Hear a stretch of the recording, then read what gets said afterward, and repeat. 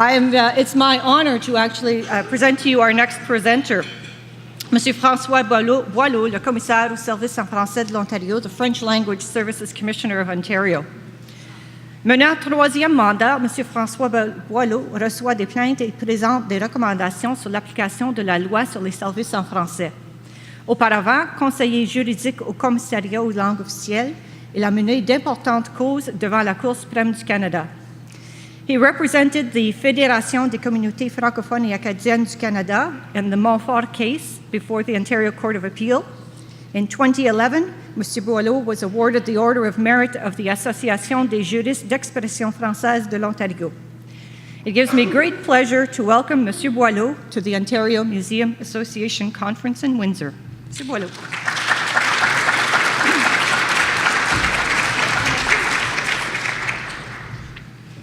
Bonjour, everyone. I'm very happy to be here this morning. Thank you very much to the President, Menant, to inviting me. Now I understand, after hearing, I'm always nervous before a speech, especially when it's done in my second language.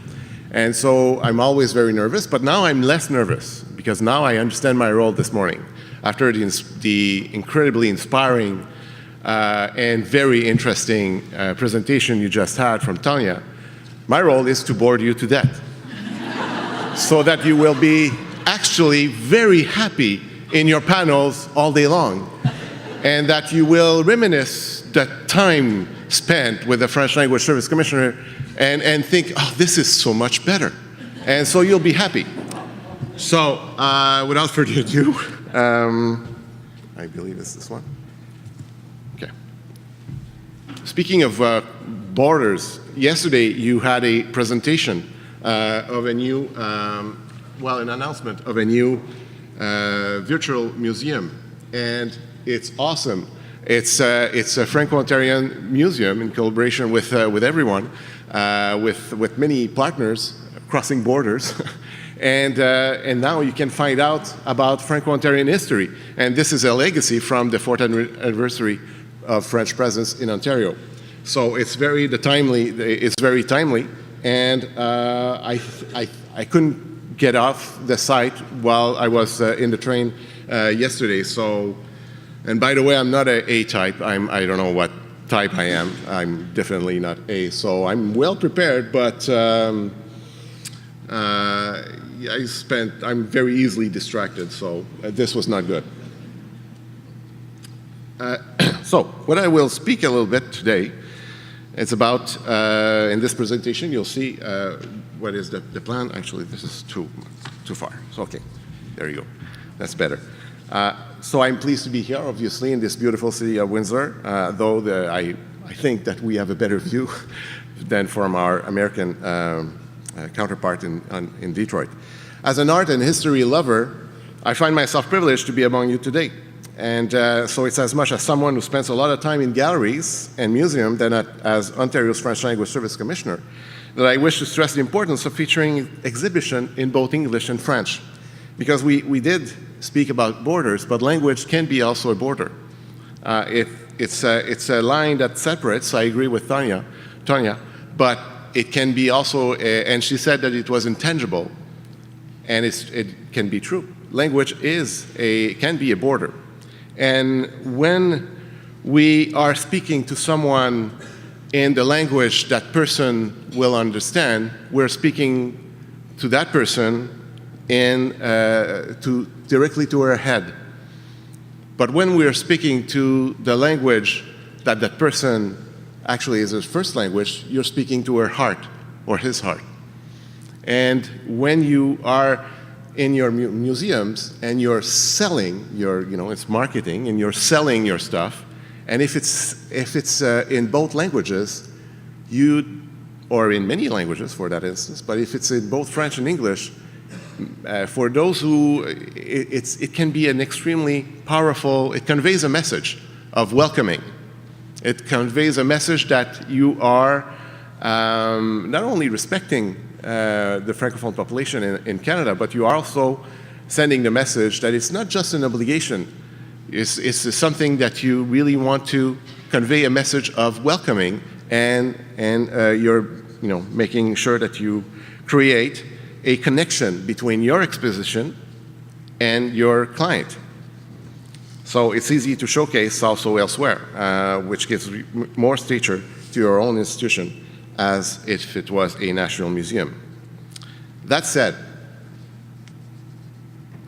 I want to congratulate the Ontario Museum for engaging the new virtual Museum of Franco-Ontarian Heritage.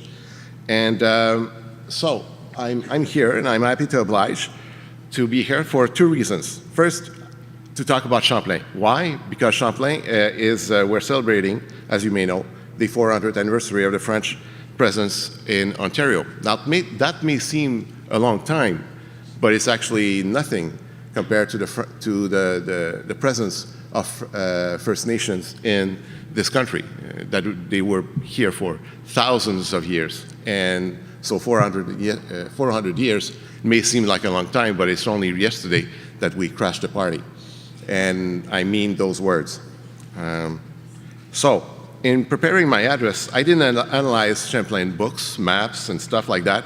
I was much more lazy. I took a book, and it's a really good book. Why isn't this working? Okay, that's nice. Next. This book. Oh, I'm good.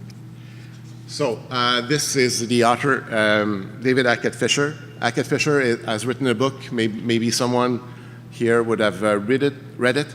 It's both in French and English, and it's actually such a really powerful book that it reads like a novel. So I encourage you to take a look at that book. So Hackett Fisher describes Champlain as a sailor, a soldier, a spy for the king, an explorer, a gifted artist, a brilliant cartographer, a peerless navigator. You have to understand, every sailor wanted to sail with Champlain. Why? Because he crossed the Atlantic Ocean 27 times, and in all those 27 times, he never, ever lost a ship. Ever. And we're talking about when they're crossing like many ships together. He never lost a ship under his command. So that's, and even when he was not in command, also he was successful in steering the ships that he was not in command from breaking to ashore. So, superstitious sailor they all wanted they believed that gods were either with you or against you when you're sailing, so they all wanted to sail with him. He was a warrior, a visionary leader, a builder, an administrator, founder of Quebec and Trois-Rivières, a humanist, and I'll explore that a little later, between various religions and with the First Nations. Champlain is also at the origins of three great peoples, the Acadians, the French Canadians, and the Métis. Why the Métis? Well, he sent he sent dozens of young explorers throughout the country to explore, and not only to explore, but also to engage with First Nations. He wanted to make sure that his young explorers understand the culture of which they were going and understand the language also. So he sent them to Nicolas Marcellet, he sent Olivier Le Tardif, Étienne Brûlé, of course, Jean Nicolet. So he sent those explorers to not only to explore, but to learn the language and to live with First Nations. That was something unseen at the time. And so for Champlain, good interpreters were also explorers, linguists, traders, diplomats, and anthropologists. They became coureurs des bois, and some of them so the Métis nation was also born. So reading this book, and think about the risk, actually we don't have any pictures of Champlain. So this is not true, this is false. It could be me, it could be, well, not anyway. So it's, we don't have any drawings of Champlain. And this is interesting because when people were making, I'm going to say this to a bunch of people that know so much more than I, but when people at the time were drawing maps, they were drawing maps with lots of details, and sometimes they were putting their own image in the corner. Champlain never did that. And Champlain's maps were also so incredibly accurate that he also placed First Nations camp village on the maps, which was never done by other people at the same time. So, what would Champlain think of the French presence here in Ontario? Well, he would be probably very surprised to find out that we are under, we're in monarchy, but with not France, but with British. So that's the first surprise. And also find out that French is also thriving in the world and in Ontario. Let me get that. You've received on your tables a little infographic in both French and English, of course, that details what I'm going to speak of. And if you want more, we have, let me make some marketing here, we can send you a lot. We have a lot, and we have also not folded, but not folded, so they're not folded. So, francophones in Ontario, well, we represent 4.8% of the population. And that's because we have a new diversity, a new inclusive definition of francophone. And this is very important because maybe you don't know this, but francophones in Ontario are as diverse as the rest of the society. We are welcoming people from around the globe in Ontario and including into the French-speaking population. For example, since 2009, and this was my very first recommendation when I was named commissioner, is to have the Ontario government have the inclusive definition. So, for instance, if a family coming from Morocco, they speak Arabic and at home, but they do speak French as well. Right now, they're considering by the federal government, and we will have a new census. Yay!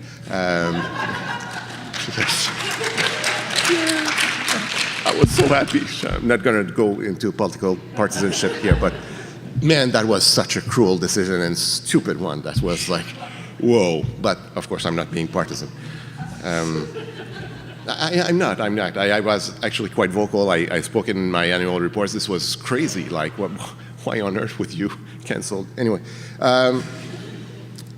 So right now, with the federal government, there are considered this family from Morocco who speaks Arabic. They're called allophone. They're kind of like other phones. They're not either French. They're not either nor English. Here in Ontario, we are considering themselves francophones. Why? Well, because they live in French. When they put their feet outside their door, they're sending their kids to French schools. They live in French. There are francophones in our community. So why not call them what they are? Francophones. So it's an inclusive definition. So we jump from 4.4% of the population to 4.8% of the population. And it's one francophone out of two in the greater Toronto area was not born in this country. It's a lot of people, by the way. So francophone use in French at home, that's very interesting. You have all those stats. And also, sometimes you hear that French is on the decline in the world. So Champlain would think that, well, actually, it's surprising, but it's not. It's actually thriving. We're 220 million people speaking French right now, but by 2050, we'll be nearly 800 million. And 85% of these folks will be on the African continent. So it's a language that is actually thriving. Sorry. Have you find out? You know, when Justin Trudeau was when he swore allegiance, there were people on Twitter saying that he actually swore allegiance to Her Majesty's heirs, so heirs instead of heirs. I was like, hey guys, Do you know how hard it is to speak in another language? Anyway, so, wow, that was impressive. Anyway, it's just my little other comment. Okay, this guy was really angry. No, I'm not angry. So, as a cartographer and an explorer, he would have been surprised also, well, to find out that actually the North American continent is not India, and there's no passage to the west. There is a passage, but you have to go through the Arctic Ocean. So that is a continent. Obviously, he would be very surprised with that. But he would be also surprised to see that for our province, Ontario is the name given to this vast expanse of land, forested water. Is a Huron name that means beautiful sparkling water, or in the Huron language. Or while Canadario means shimmering water in Iroquois. In Champlain's times, there were two great Iroquois confederations, the Iroquois and the Huron. And he understood that he was the one that came from elsewhere, from another world, not as a conqueror, but more in terms of opportunity for all. And let me quote, Thomas King. Have you read or heard about this guy? So I'm extremely lazy this morning. I'm actually speaking about books that I've read. So Thomas King, The Inconvenient Indian. If you haven't read this, you must. It's a must read. It's an essay. It's a political essay, but it conveys such powerful message. So Thomas King, half American and half Canadian, actually. Well, I don't know if I should say half, but he's both. So Thomas King, this is an interesting quote. Can you read it over there? Yeah? Great, so I won't have to. So Champlain studied the lay of the land, and as a military strategist, he understood that it was occupied by a number of very distinct nations who spoke different languages and were very often at war. He chose side, aligning himself with the Huron, Montagnais, and Algonquin nation. But he also acted as an arbitrator and a mediator between his new allies and between his allies and the French. Champlain knew intimately that for instance, the HMA and Micmac, the Montagnais, the Algonquin, and the Huron, and many other Indian nations, he understood their complexity and their politics and their way of waging war. He also believed that they could become good Christians at the time. That was a goal, while preserving their identity and culture. This is novel. This you don't hear at the time. So for Champlain, it was not about making sure that they speak French, but making sure that they preserve their identity and their way of life and their culture while becoming good Christians.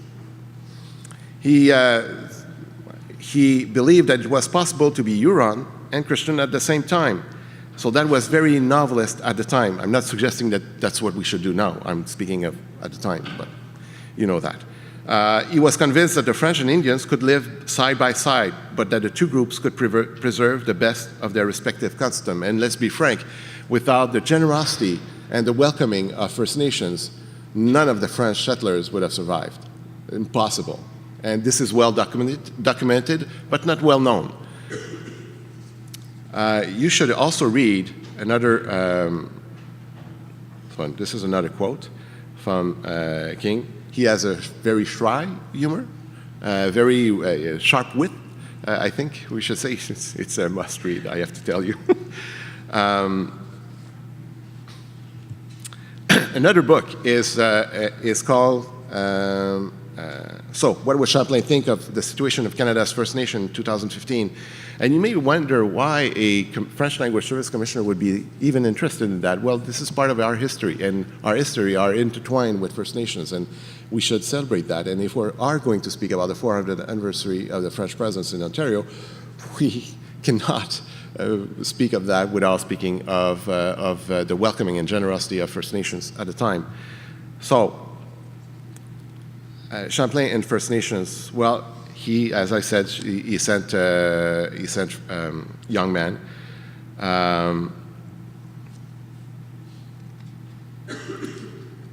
He chose side. No, I should have not this. It's not the one I want. Sorry. So Joseph Boyden, the Orenda. This is a novel. It's like someone in a critic said it was our Canadian Iliad. and it's actually such a powerful novel that once you begin reading it, you won't be able to stop.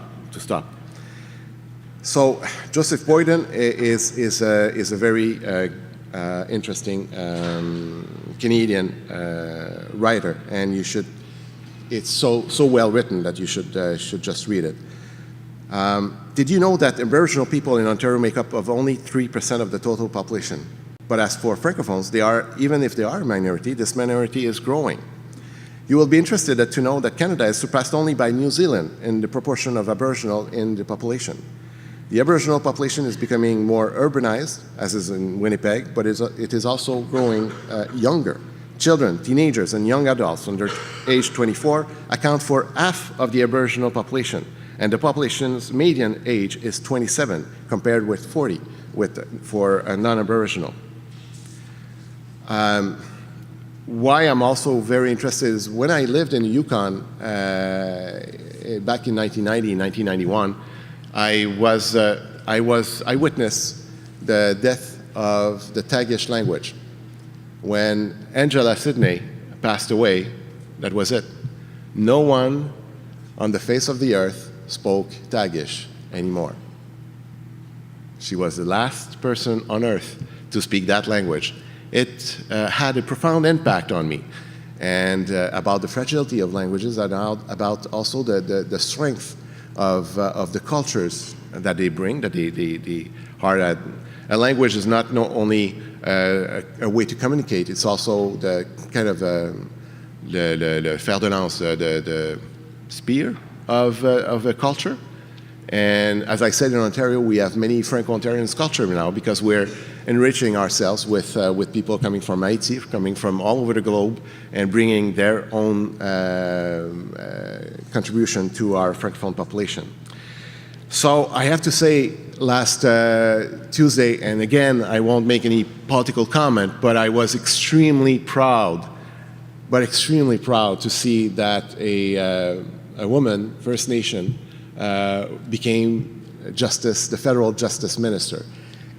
The message is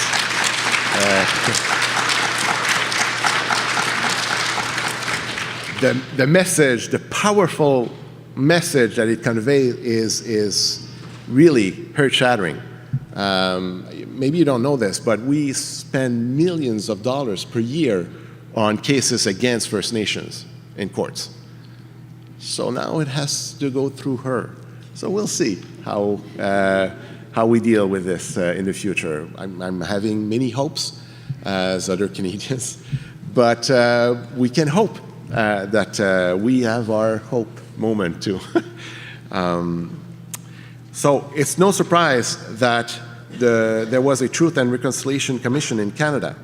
At least the federal government on June 11, 2008, made an official historic apology to the former students of Indian residential schools, asking their forgiveness to the suffering they endured and for the effect that those schools had on Aboriginal culture, heritage, and language. The First Nations, Inuit and Métis, collectively and individually, looked to the courts not only to define the scope and extent of their rights, but also to identify and recognize rights and treaties. There is every reason to believe, and once again I'm speculating, that if he knew, Champlain, about our relationship with the First Nations, Champlain would be disappointed, even sad. Disappointed that his dream of sharing cultures, language, and values and customs and the land did not work out, and that even though bloodier and more sensational massacres were committed elsewhere in America, and not just North America, the elimination of the Indian problem was no less effective in Canada. Did you know that our Indian Act of 1951 was the basis of the Apartheid Act in South Africa? Think about that.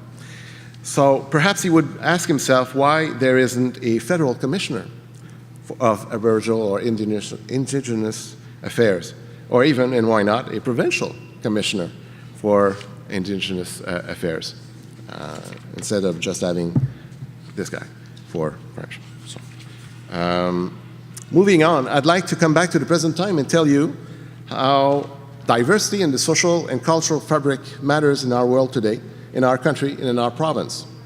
I'd like to invite you to read Ontario in Transition, Achievement and Challenges by Jean-Louis Roy, a former Secretary General of the Agence intergouvernementale de la francophonie, a Quebec delegate, and CEO of Le Devoir. It's no surprise, Canada is a welcoming country. In fact, in proportion to its population, Canada attracts 3 times as many immigrants as the United States, and is still the second most popular destination for migrants after Australia. But for Jean-Louis Roy, the strength of Ontario, the only big major strength, it's not in manufacturing, it's not automobiles, there is that too, but it's diversity. It's diversity, it's its strength. And the same can be said for the francophone population. So, I spoke a little bit about the new inclusive definition. I want to conclude with that, because Canada is the only province that has an inclusive definition. And right now we're seeing that Manitoba is considering having a new French Language Services Act, a first one. So it's just supposed to be tabled in the weeks to come, and it will include an inclusive definition. And there are groups that are actually going to court over the federal government, so because they want the federal government to have a federal inclusive definition as also of francophone and anglophone in Quebec. So this will be interesting to follow, obviously, with the new government. And we are very proud in Ontario to be spearheaded this. And so we are celebrating this week our 3rd annual Francophone Immigration Week. The theme is a diversity that unites us. And so, in conclusion, Champlain would be surprised, but pleased to see how vital and important the French-speaking community has grown to become in Ontario today. So that's it. Thank you.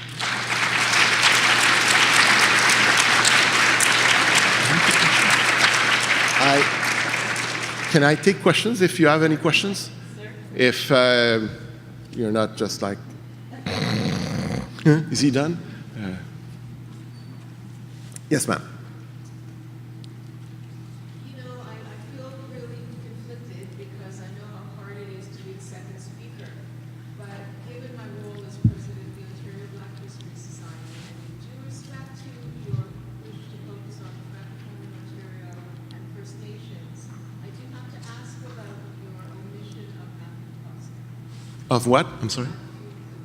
Oh, no, it's a huge omission, absolutely. He was with Champlain all the time, but he was French.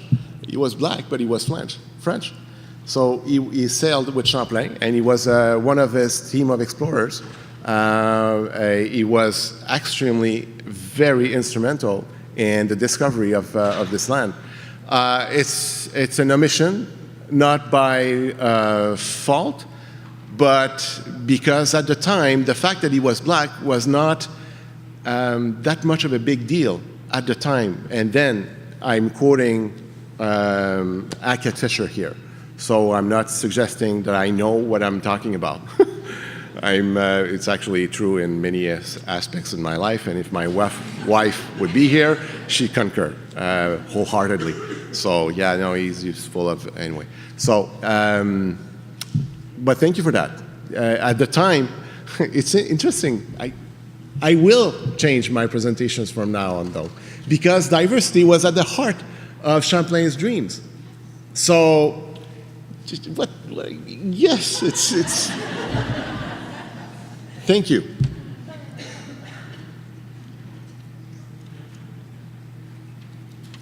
Is my neighbor here? Jocelyn? No? No, Jocelyn. Not Jocelyn. No, my neighbor. She's not here. But I have a front, just like the house, and she said, "Oh, maybe I'll see you in Windsor." So, okay. She always see me with my baseball cap, and so she said, "Well, I saw your picture." It's okay. So no more. Ma'am. I found it really interesting that thank you. Sorry. I found it really interesting that 14% of Francophones in Ontario were born outside of Canada. And I found your presentation about Champlain and the history of French culture in Ontario very interesting. How do you make that relevant to people who weren't born here? Thank you for that incredibly powerful question. The first step, okay, when I made the recommendation in 2008, in my very first annual report, because I'm the very first French language service commissioner for the province, so I can actually say I'm actually the best one we ever had, and also the worst. So the very first recommendation was to send a message to the Ontario government to have a new inclusive definition of francophone, but also to send a message to our own francophone community that we need to open up and to understand that you don't have to be here since 1683 to be considered a francophone or a Franco-Ontarian. And so to have this new definition, it's now printed everywhere, and we're trying to send this message of openness to the newcomers and make it relevant. You should see the schools in the Greater Toronto area, London, in Hamilton, very diverse. When I go in those schools and I meet with students, the diversity is incredible. In the daughter of my schools, my own daughter's schools, yes. They are only in her class. There are only, I believe, 3-4 out of 23 that are actually Caucasian, and my daughter isn't one of them. So it's very diverse, and so it's the new reality of Ontario, francophonie, and we're trying to make sure that it goes both ways. That when you go to Kapuskasing in Hearst, and actually in Hearst, we have a new. I was speaking with the president of the Hearst University a couple of weeks ago, and he was telling me, and my jaw dropped, that he had an international program aimed to bring more Africans in Hearst. Hearst. Anyway, so have you ever been to Hearst? You know, if you take Yonge and you just drive until there's Hearst, and you're gonna drive a long, long time, but it's actually working because they're welcoming those new people, and he said to me, I witnessed something very interesting the other day because one of the students is Muslim, and she was working at a gas station, and there was another person working with her at the gas station, and at one point the person said, well, can you just take over for a few minutes? She needed to go pray, and the other person just said, yeah, no problem, wrap up. The other person said, absolutely no problem. And for the president who witnessed that, he was like, oh, great, this is amazing because we are finally becoming to get it. We don't all get it. We read the newspapers, we see we see the trolls on the internet. We see those comments who are bringing us to our lowest denomination possible. But they're not the majority. They're just very vocal and very frightened and very not engaged. And they're thinking about borders where there's none. There's no borders. Instead, there's one that we're creating ourselves. And so for Ontario's francophonie, how can we make this relevant to the newcomers? It's to say to them, you are with us. We are better because you are here. Here. You know, the H sound is very difficult. Anyway, so yeah, I hope I answered your questions a little bit. Okay, yeah.